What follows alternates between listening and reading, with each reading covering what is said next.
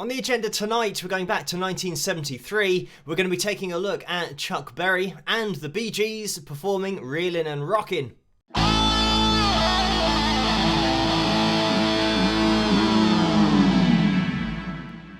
Hello, Phil here from Wings of Pegasus, and welcome to another analysis video. If you enjoyed this video, please give it a thumbs up and subscribe. So, as you can see, we are ready and primed with the guitar for this particular performance, and it is quite long, just over 6 minutes in length. As always, there's a link in the description below if you guys want to click on that to watch it the whole way through without me interrupting it, because I am going to be jumping into this, but let's see how Chuck gets on.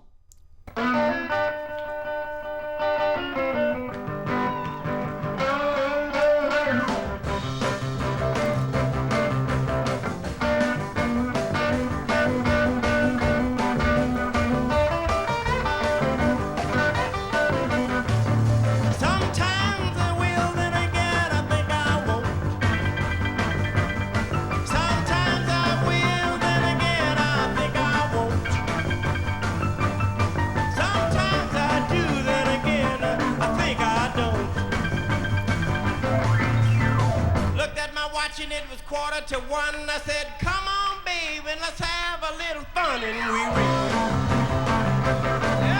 reeling, rocking and rolling, child. Reeling and rocking, rolling till the break of dawn. Looked at my watch and it was 1:45. You know, she says she don't, but I know she doing it. Whoa, child, we were reeling and rocking and rolling. We were reeling.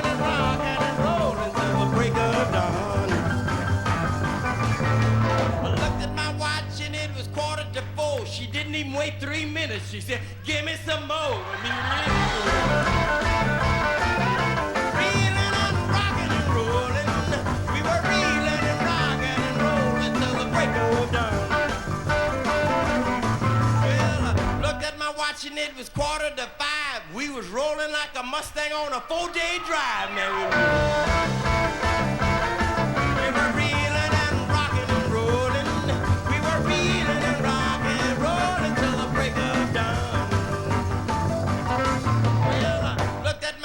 It was 5:45.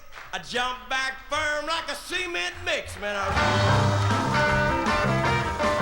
We're reeling and rocking and rolling and reeling and rocking and rolling and reeling till the break of dawn. I looked at my watch and it was 7:45. She made a funny move and made me stretch out straight. Wow! We're reeling, rocking and rolling, child.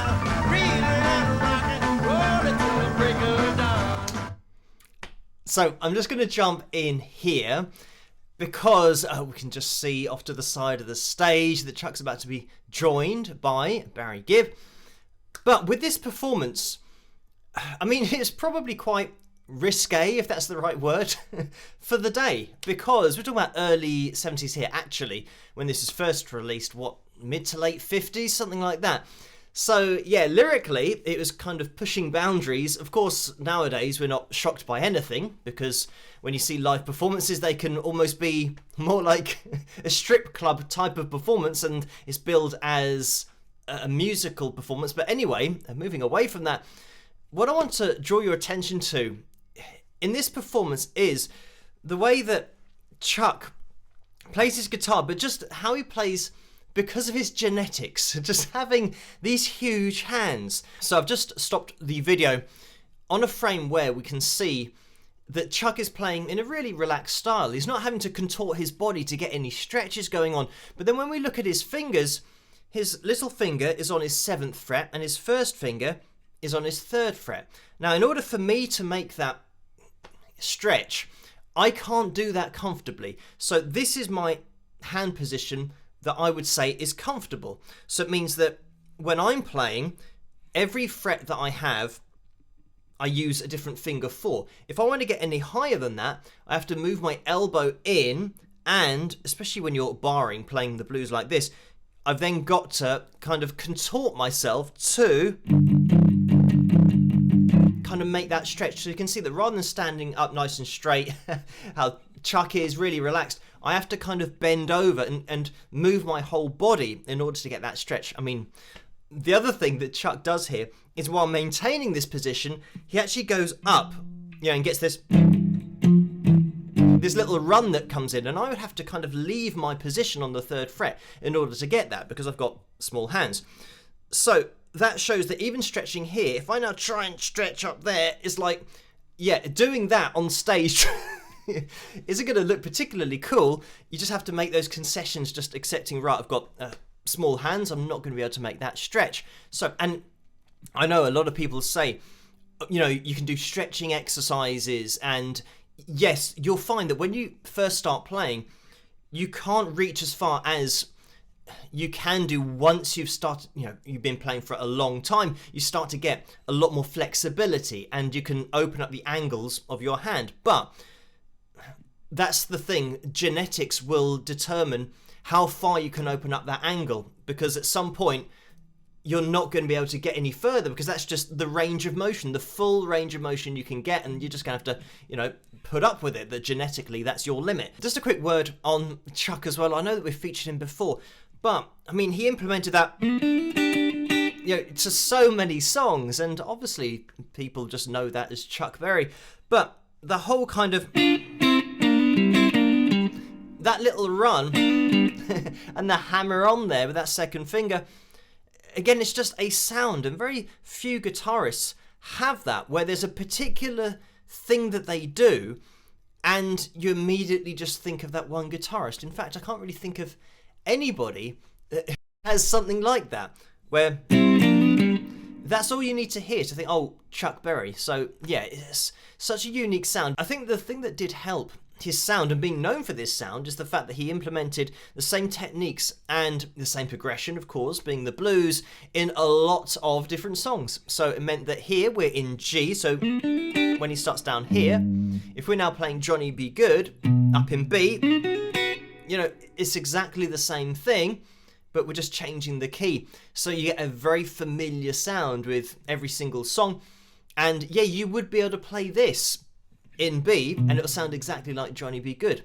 But this is the point, that it's just really solidifying this sound that Chuck was known for, and by throwing in that, that kind of run. Going back to technique, something that you will hear when we're playing, when Chuck's playing here and he's going over, you might sometimes hear that G string being barred as well. So we get a couple of strings sounding at once, and again, I think that's just from having big hands, that he's just resting on the next string and can't help but bar it. And having smaller hands, you can hear that I get the 7th in there because I've got smaller hands, and I would have to concentrate to then bar and move my hand down to bar that intentionally. But then you might think, right, so it means that you physically can't play what Chuck's playing.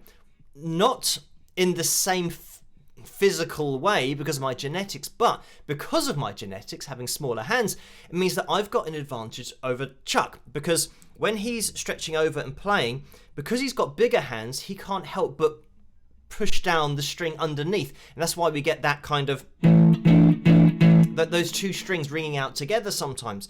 But because I've got smaller hands, I can hear that first finger, so it means I don't need to go here to get that fill, or the same notes that Chuck's playing. So I can play it like that. So there's always another way round. If I'm going now down to, you can still find these notes. Obviously it's not exactly the same because I'm not stretching up with a little finger, but yeah, all of these things that for other things that I might be playing, I'll have an advantage having small hands, and for other things, obviously like stretching up the fretboard, people with larger hands have an advantage that way. So this is what I always say about playing guitar your own way. Just, use the genetics that you have. That's the only option you have. And yeah, just find your own way around things, find alternate ways of doing things, because if you use just what you have, And don't get hung up on things that you don't have. It means that you'll be playing things in a unique way that somebody with big hands might think, oh, how do you get that note so clean underneath? And the answer is because I've got small hands. There's a gap underneath my fingers because my fingers aren't very big. And just before we do get back into it, that's another thing to point out, is that Chuck is supplying his own rhythm here. So once he's played his lead lines, he's getting into his...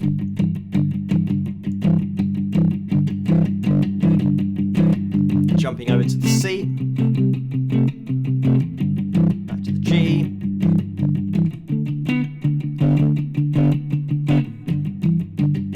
and he sometimes kind of jumps over to, I think, to that ninth chord.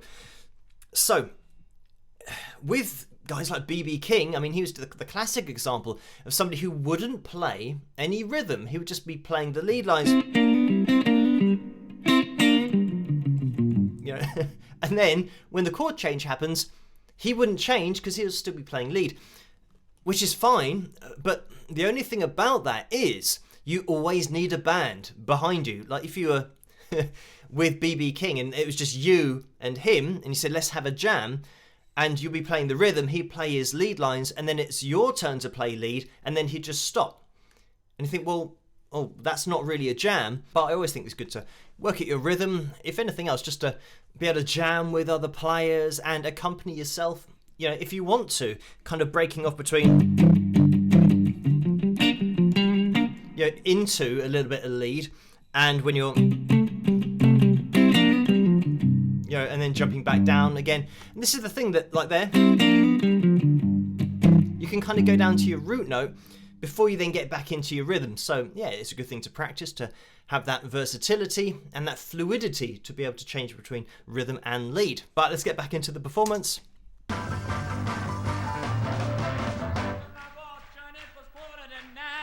Ooh wee baby, this sure feel fine.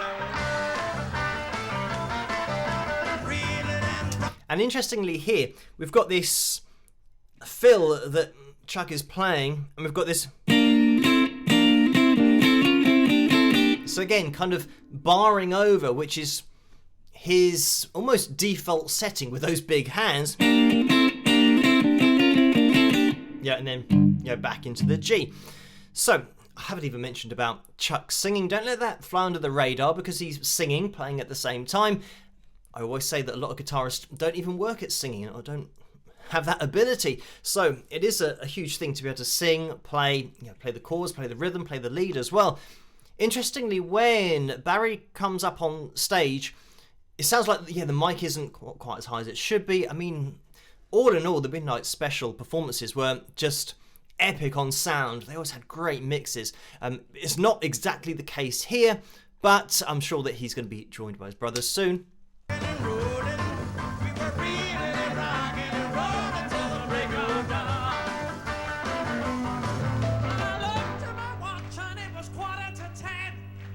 Turned around and made him do it again.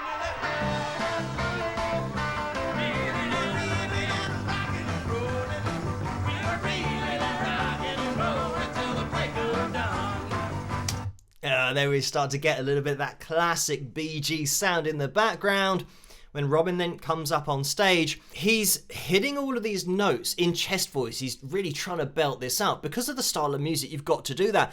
But we know from the not only the Bee Gees analysis videos that I've done, but in particular Robin, with his voice, how when he is up in this section of G4, you know, he'll be, he had a really pure tone and pure sound to his voice, which I've mentioned in those previous videos about having the vulnerability in the sound. But here, you can't do that. It's got to be all out. So when he comes out on, and I think we have an A sharp B flat, but let's have a listen.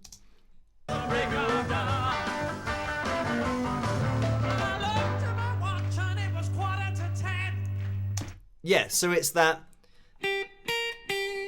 Yeah, so this, doing it in chest voice, you know, this B flat, A sharp, is way up there. In fact, you know, you can say it's a semitone kind of higher than the top end of that male tenor range, even though, you know, the B and the high C would still be classed as tenor, but more so getting towards countertenor range. But this is in chest voice. This is the point, that he's not going light with this. And, you know, it means that, no, I mean, that's pretty much fine. But then, going up to there, na na na na na na, you kind of have to, you do have to put in some effort to try and, push on the diaphragm, get up to that in chest voice, because it's not na na na na, it's not a really light sound going on. And you can also kind of see in Robin's body language when he comes on, he's kind of going na na na na, and he's kind of using his hand to try and kind of find where the top end of that chest voice is, because these are high notes to be hitting in chest voice. It was 9:45. She turned around and made him do it again.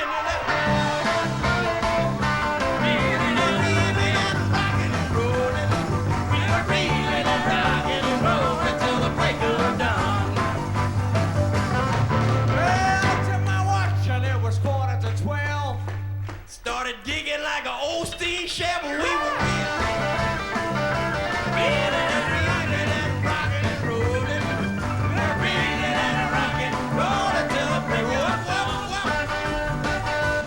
And I think when Morris comes up on stage, he has a bit of an American twang to his sound, which is really cool. And again, he's hitting this in chest voice. I don't think he kind of gets up as far as that A sharp B flat. He kind of sticks around the G4, but yeah, it's a totally different style for the Bee Gees, all three of them having to actually belt out these notes. But it's great because when they go into those harmonies, you get that classic Bee Gees sound, of course, and they're now really organized with what they're singing.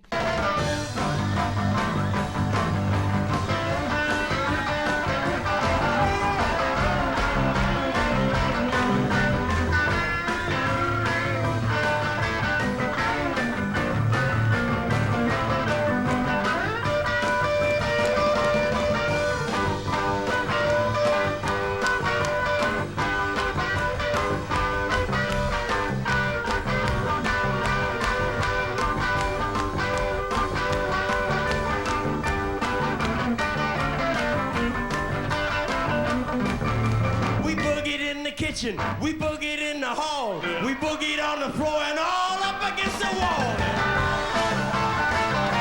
Reeling and rocking and rolling. We were reeling and rocking, rolling till the break of dawn.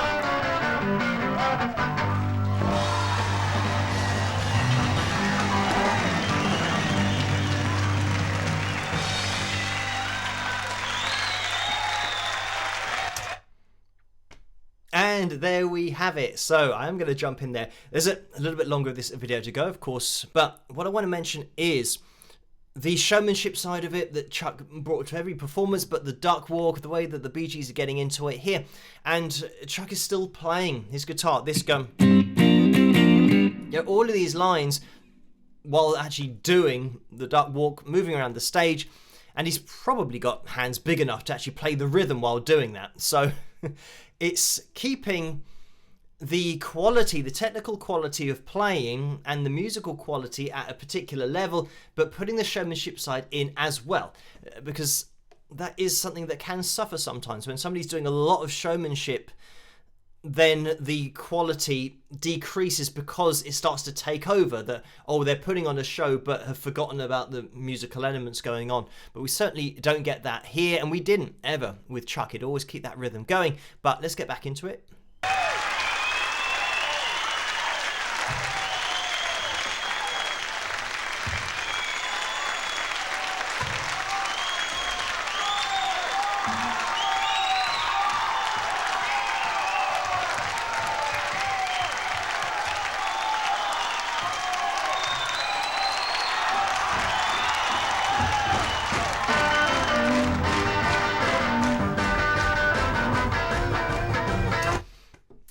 That's what's so cool about live performances, is that they had finished the performance, and you can tell by the way that they're interacting on stage. Obviously, they've got great rapport going, but that was the end, and the crowd starts saying more, and you can hear that. So they just kind of stomp their feet and get going again, because they're not playing to a backing track. This is live music. This is the kind of thing that happens, that you have that spontaneity where a great band can just start up and you get back into it, and if people want more, then you can give them more. So yeah, it's great. I love it when you see this kind of thing in live performances.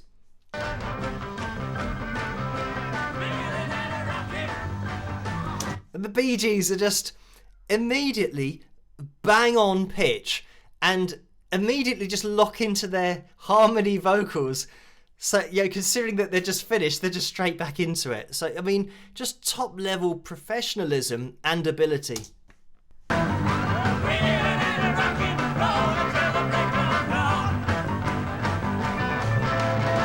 at my watch and it was 11:30.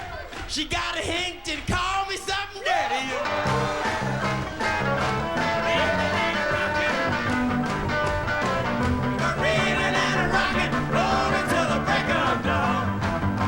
And again, that kind of thing where, you know, Chuck is in the wrong place on his guitar and just keeps on playing. It doesn't matter because it's just about having a good time, and nobody really cares if you mess stuff up when you're having this kind of fun, because it's not an exam. This is music.